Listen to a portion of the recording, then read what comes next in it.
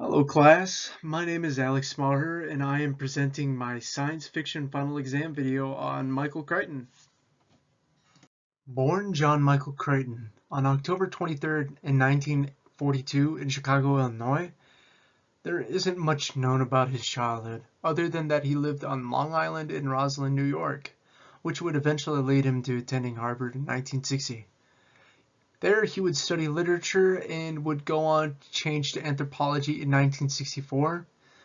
There he would start to turn to writing, where he stated he only wrote for the extra cash, using the extra money for food and furniture.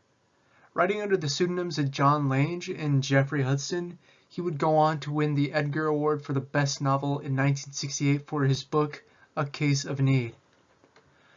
The reason for him writing under the pseudonyms was due to him planning on becoming a doctor, and he didn't want his patients worrying about him using their stories for plots.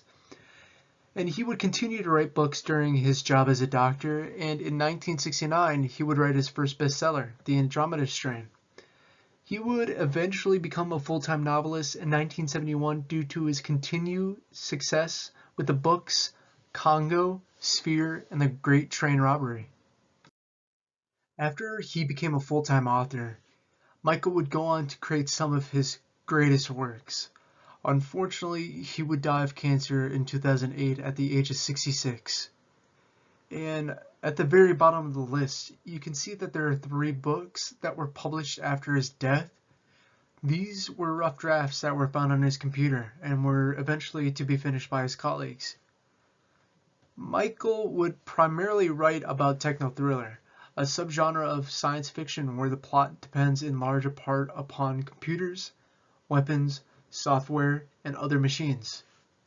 His books mostly made statements concerning the public's shift from physics and nuclear sciences to biological science from a viewpoint of a doctor.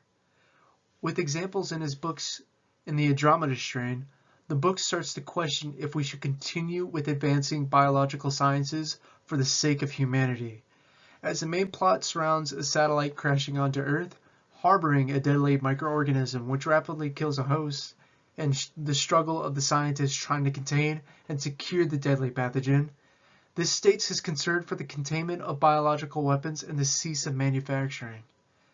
And with another book, with Congo, the book brings to light a matter of animal testing, but in this case, cognitive testing of primates, testing and teaching them how to communicate with humans. In the book, there is a gorilla by the name of Amy, which is directly based off of a real gorilla by the name of Coco.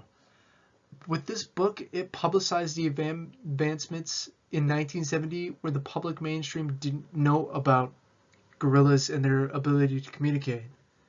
And then we have Jurassic Park, where it sparks a discussion of technological and ethical questions on regards of bringing back an extinct species to life.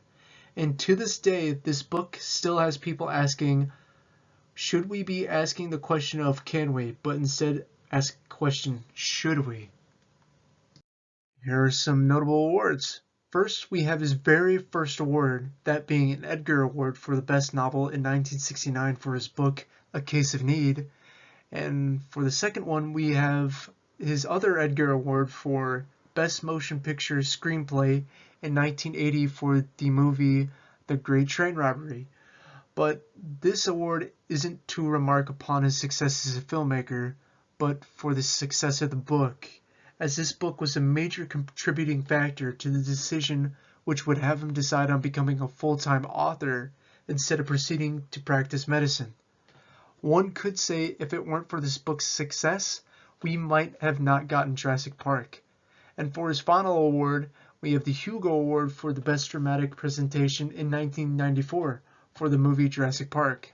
And to the right, we have a couple of summaries of the books. And thank you for watching my video.